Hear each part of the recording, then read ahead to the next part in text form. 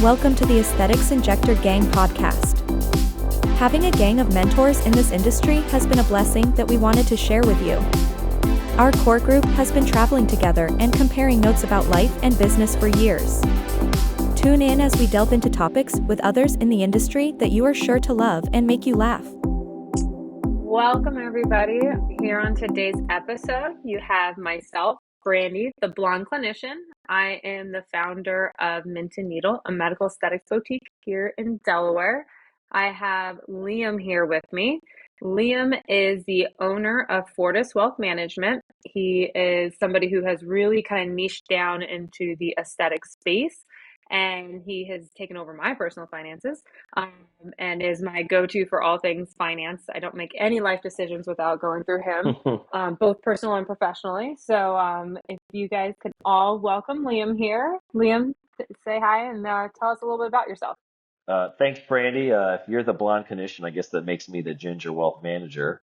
Appreciate you inviting me here. Well, former ginger, We need currently to give gray that wealth manager. hashtag too. All right, help me blow that one up on social. But I appreciate the time today. You kind of hit the nail on the head. We met in business school, and then almost 5-10 years later, here I am supporting you as both professionally and personally on your financial journey. So, and you've helped me, gain a foothold in the aesthetic space, and boy, is it an interesting and fruitful industry. It's just people got to avoid the pitfalls that they tend to fall into with any kind of high performing industry. Yeah, because it's, you're not a CPA, but you work Right. on the wealth management and the wealth strategy Mhm. side of things. So I remember back in the day when we were in MBA school and I was sitting next to you and we're When you talking wouldn't let me numbers and cheat we're on your like, homework? No, I'm just kidding. hey, I nerd out. I I know, nerd out. all A's for Brandi. But I'm laughing because we sat next to each other and, Mhm. we were two people that were very comfortable just throwing out talking numbers. And most people get Yeah, very insecure or uncomfortable talking to somebody about their numbers. And it's true. for us, it's a number. So how do we multiply this number, right? Yep, So you absolutely. started taking over all my personal assets and took over like all my investments and kind of managed that. Can you talk a little bit to everybody about that? As far as Sure. not being on the CPA side, but how does that work? Yeah, absolutely. So, it like with any kind of career, I mean, your hard work has the potential to translate into, a very rewarding future. In your case, you were hardworking in the medical space and made your pivot. And, we had strategy and kind of thoughtful discussions on where you wanted to go, over your adult years into retirement. And really success involves planning. So, like you said, we sat down over, a school sponsored happy hour and kind of mapped out numbers very bluntly. And I tell you, people that just get comfortable with having those hard conversations, like, hey, I make X, I want X, and how do I solve for the in between, are the people that are the most successful, because you got to take the emotion out of the journey, and you either got to like sit down, have a plan, and then, for those that want some assistance, find someone that's a fiduciary, that has your best interests in mind. Or if you're going to do it yourself, do your own research and self-study and make sure you can meet your goals. So when you are taking over, for example, you have somebody like me where we kind of Hmm. started with the financial, just kind of taking over the personal. And then obviously as I became more successful, we Sure. started to bring you involved in the business side of things. Right. We have a lot of listeners who are on either newer business owners or, business owners that have been in the industry for a while. What kind of advice can you give people who are kind of wanting to utilize somebody like you, somebody who can help them Sure. with their finances, but on the expansion side? Yeah. So I tell you, the first thing you can do to help yourself is know your own plan. And I know it's a winding journey as a small business owner myself. It takes time to refine your goals, what you want, where you want your, personal financial health or your business, to grow into, or what it needs to grow into. But if you're ready to sit down with someone, if you can come at least with kind of a macro kind of framing in mind, that's where that professional can come sit down with you, help you map out costs, help you map out, what you need to do to fund either your growth strategy or your personal investment goal strategy. And then from there, it's really on the investor to remain disciplined, even in the face of adversity. I mean, Brandy, running business isn't easy. There's growing pains, like as you scale locations, you scale employee base, retaining talent, hiring new talent, all of these things are challenging, but rewarding as long as you do it well and you plan for it. And that's what I'd encourage people. If you're going to meet with someone and seek out professional help, at least have a plan in mind and then allow them to provide you hopefully some objective feedback to help you pursue those goals you have in mind. And then stick with it because that consistency is key to wealth generation. And in any business to be successful, you have to have a plan and stick with it. What would they be looking for? So I remember back before you and I worked together, I didn't understand Hmm. a damn thing about the charging models. Like Sure, because sure. you have some people that make money off of trades, you have some people that make money off of a Right. percentage of assets. Can you talk a little bit about, the for the audience, if they're looking for somebody, what should they be What's in looking your best for? interest? Yeah, Yeah. absolutely. So first and foremost, you want to find a fiduciary. Fortunately, the industry, there's kind of some murky waters there, and I think it really stems from incentive disalignment. So a lot of non-independent broker dealers and investment shops both have a commission and a fee model. So generally, that's not in your best interest. So basically, what I'm saying is you're paying your maintenance fee or your management fee, which is what it sounds like. That's what I have a relationship with you, Brandy. I charge you just a flat annual fee and roll everything into it. We are fiduciary, so we are not commission based. We can only charge on fees because what happens is you worry about potential conflicts of interest. So if Fund A and Fund B are similar, apples to apples, but I can receive a commission on one and I can't on the other, if I'm allowed to take commissions, you would hope that your person, advisor, manager, would do what's in the best interest for you. But if there's a legal framework that allows the potential to take commission, there's the potential where, hey, I'm going to refer this product because I essentially get paid on both sides of it and you don't want that. So different investment licenses have different rules, but that's definitely a question anyone should ask when they're looking at help or seeking a partner in this journey. Say, are you a fiduciary?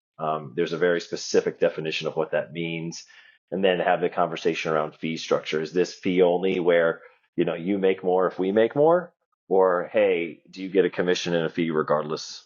So I find that the fee-based practices tend to have the best client retention and happiest customers, right? Because, if our fees scale as your wealth scales, then it's win-win. So we have incentive alignment versus disalignment.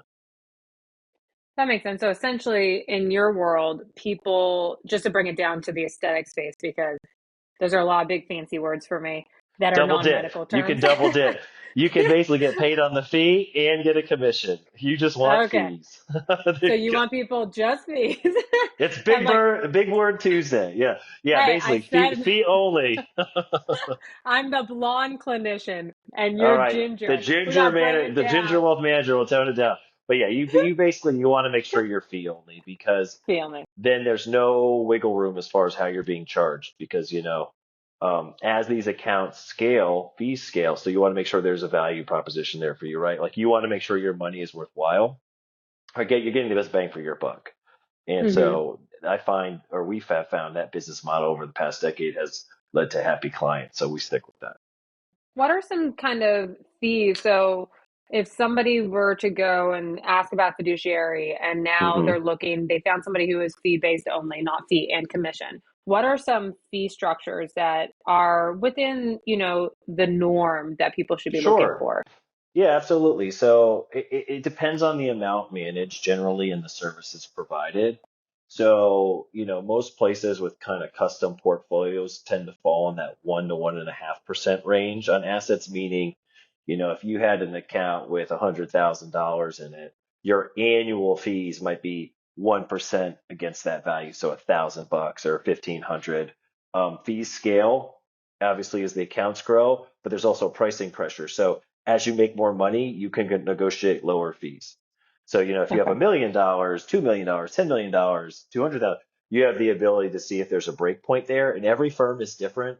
Generally, you usually don't see the first break point until about $1 million, with most shops. And then, as you scale, if someone's a really high performer and has, say, 5, 10, 20 million, you have a lot of power in your pocket, foot stomp here, just to go Hmm. back and negotiate and say, hey, I've been very successful as a business owner. Maybe you have a sale event, you've sold your practice, or you've been hustling for 20 years as an injector and you've just been really motivated and saved and you're the millionaire next door.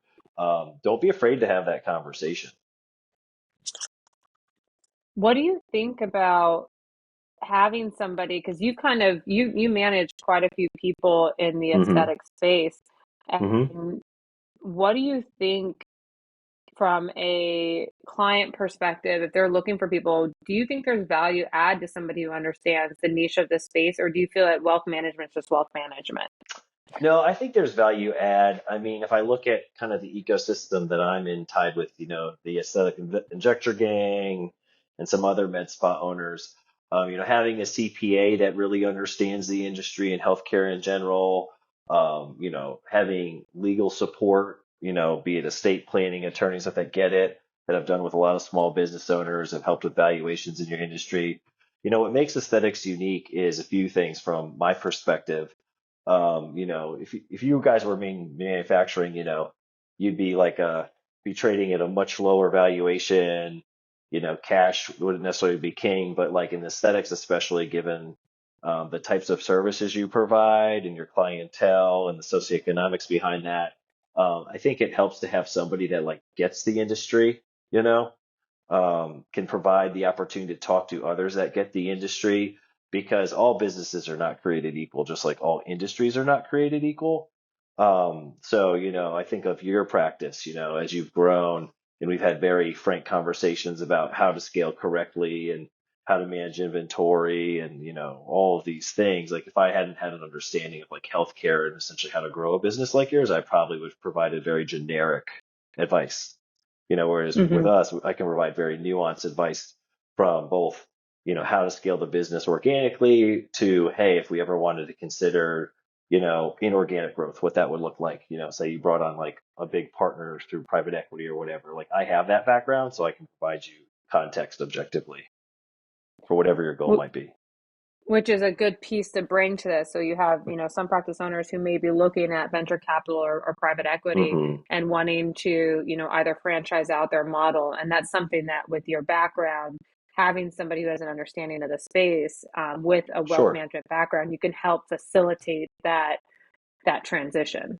Right, because every industry is different. I mean, I have business owners of every, category, and, all of you are very different, and you all run very different practices. But, advising a manufacturing firm in North Carolina is very different than, watching Mint Needle's growth and help providing you, potential strategies or recommendations as far as retaining talent, like bringing in, a 401k or considering a profit share or doing things like that. You know what I mean? So it's Hmm. important you find your person that understands that. So you're not just, what does AI say? How to advise business growth. And ChatGPT says blank. You don't want that.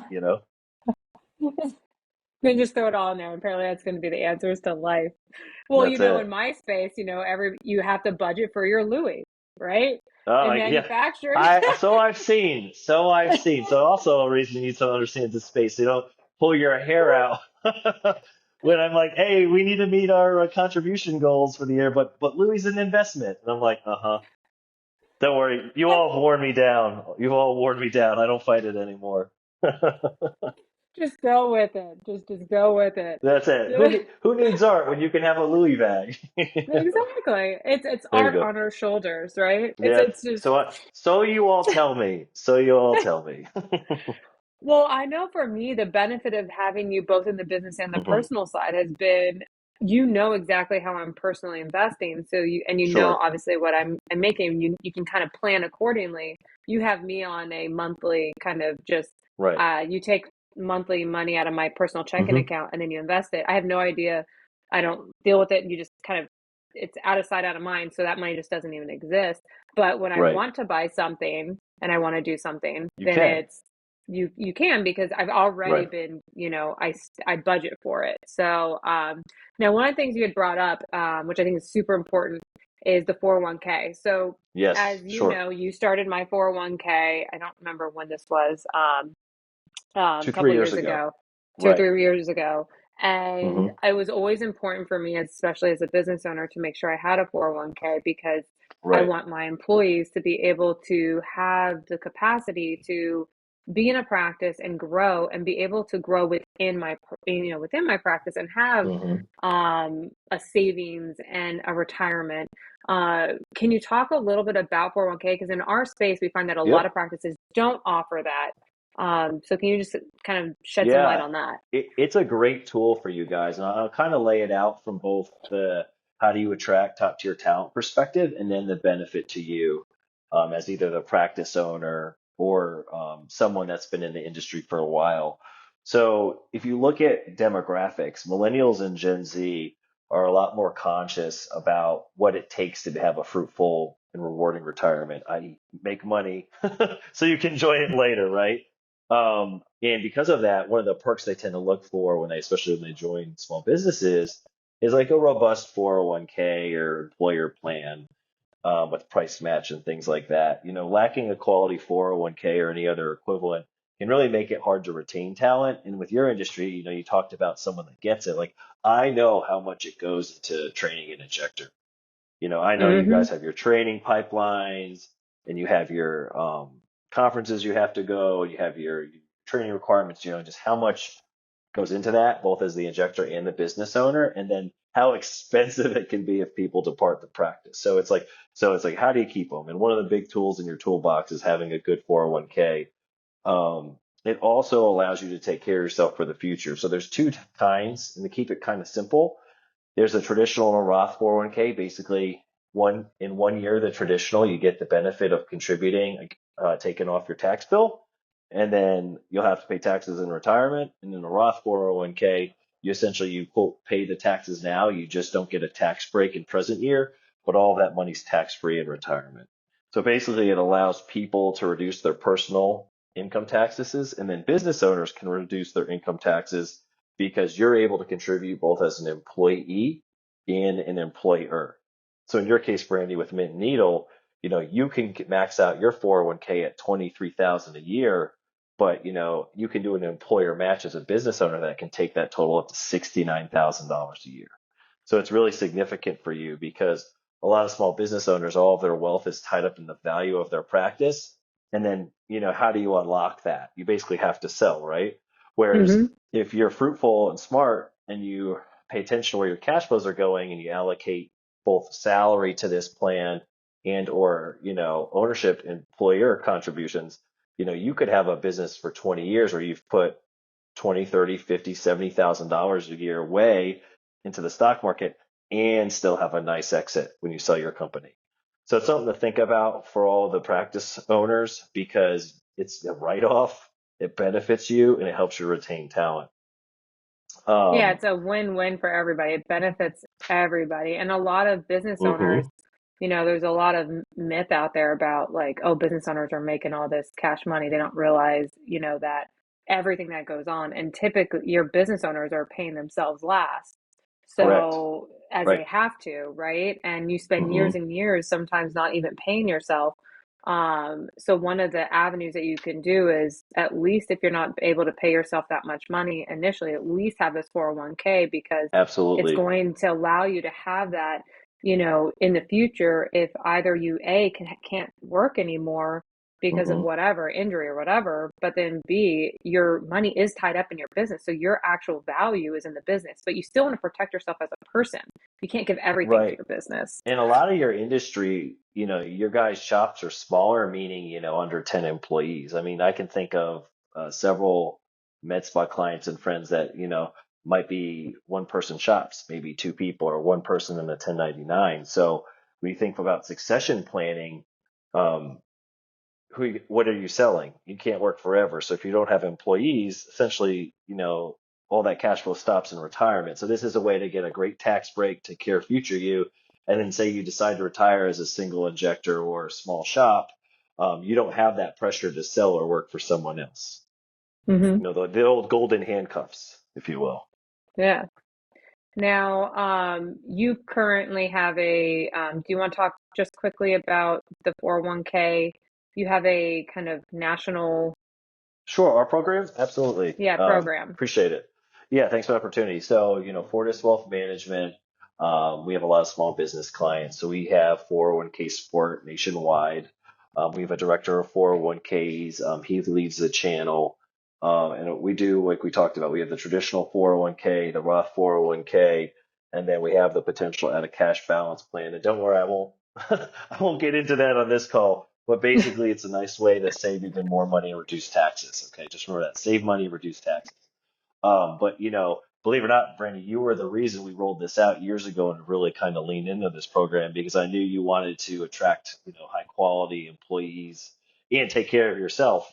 And with that, we've kind of grown into this program where we have everything from 500 employee cleaning companies to boutique, med spas to manufacturing plant. So we've really just tried to provide a nice solution, turnkey solution for the small business owner and then allow them to reap the benefit of the tax incentives. Perfect. Now, if somebody wanted to reach out to you, what would be the best way for them to contact you? Carrier pigeon with a little note tied to its right ankle and send it to my. So I can be reached. Well, through you, subscribe to Brandi. No, don't bug Brandi on social media. Like, so you can, if you would like to get I hold of love you, me, brother, for you're like, not but that's right. You are not an administrative assistant for my firm. Um, the easiest way to get hold of me is information at investfortis, Fortis.com. That is our common email. My email, candidly, is easy to remember too. It's Liam, Liam, dot Gilroy, Gilroy at InvestFortis. We check both. That just gets you directly to me. If say you wanted to talk to me about something or had a question, general questions to the firm, be it business development, 401k, those kinds of things are best directed to information. And then one Perfect. of us or an associate can reach out and answer your any questions. So before I kind of close this up, I'm going to put you on the spot because Uh-oh. that's what. Uh-oh. No So just warning. for No everybody, no warning. warning. Just so everybody knows, I always say Liam is my brother from another mother. That's me. So that's him. But now he's my ginger wealth manager. So we're That's gonna get this it. thing Hashtag going. that. Yeah. We're gonna do it. So here I put you on the spot. If you can give our audience just the top three, just the Hmm. average person from a wealth management standpoint, Sure. top three bullet point advices that you think that everybody should know to Yep. build wealth, what Yep. would it be? Okay, absolutely. So it's funny that you're like, it's you're not right outside. You're gonna be like, these answers are so simple, but people mess it up all the time. Consistency, right? You need to put money away as often as you can because timing matters when you invest. So it doesn't make any sense to invest one day a year because you're stuck with whatever the market's doing on that day. So consistency. The more you can invest, the better. The next thing is understanding what your goal is. So if your goal is something that you need at age 60, don't let whatever's happening in present day, get in the way of that. Because you have, Hmm. if you think of your age, Brandi, you have lots of times for the market to do whatever it's going to do before it's time to retire, right? Mm-hmm. So we're not going to stress about what's going to happen today, tomorrow, or next week because we have long-term goals. So you got to stick with them. And then finally, don't resent the process. And what that means is when people invest, you can attest this. Like I'm hyper practical. Like I'm not going to fight you on the Louis Vuitton bag, right? Because we have agreed on certain amounts of money to invest consistently to meet your future goals. So, Brandi knows her goal. We're on track for her goal. So go and enjoy life because you don't resent the fact that you're putting money away for future you because you're not putting every penny away where you can't have a life. You can't enjoy the fruits of your hard work. So it's Mm-hmm. about being realistic, being consistent, and knowing what you want. And then if you can do all those things, you're good to go. Damn, I'm actually impressed. I thought I was going to put you on the spot and you were going to stutter, and I Haha. was She really did not trying. prompt me. She did not prompt me, listeners. That she should have. Damn, I just tap danced in damn. my office.